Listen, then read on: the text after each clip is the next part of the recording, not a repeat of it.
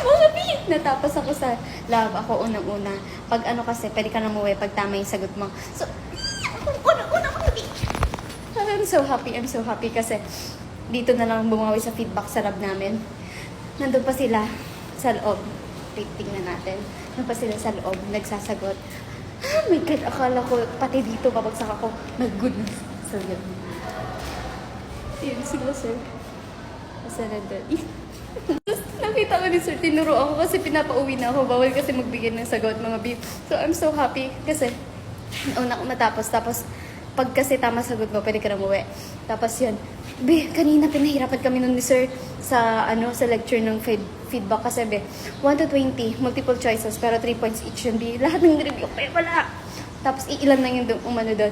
Tapos be, yung dalawang problem solving 20 points each, be total 100.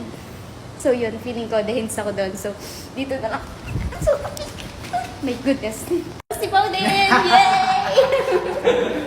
Ay! Ano sabi mo kanina, Pao? Bagsak sa leg, Pero pero pasado sa lab.